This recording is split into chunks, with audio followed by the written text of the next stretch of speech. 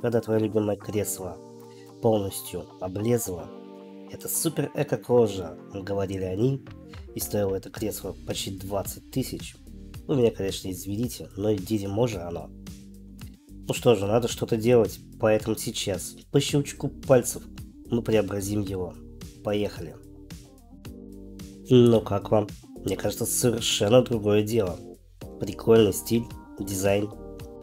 Вот, можно посмотреть со всех сторон.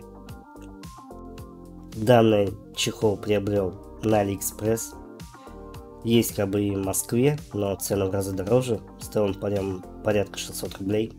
Есть вот такие вот крепления, как на бантиках, так и на молнии.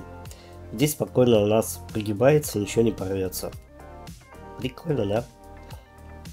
Ну а теперь давайте посмотрим, что же это такое. Чехол, значит, повторюсь, на AliExpress приобрел. Он идет под прямоугольные кресла, не под компьютерные.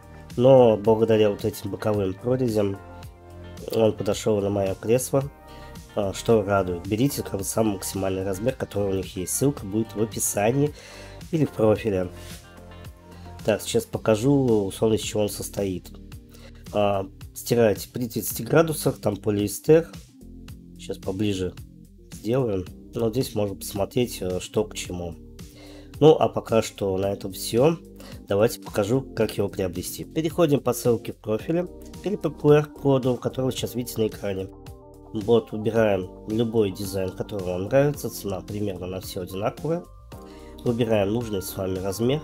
На Эльку чуть-чуть дороже. Стоимость доставки, к сожалению, в Москву платная. 190 рублей. Ну и нажимаем купить. Надеюсь, вам данное видео понравилось. Подписывайтесь, ставьте лайки. Пишите комментарии, каким вы чехлом пользуетесь. Ну а пока что, всем пока, с вами был Андрей.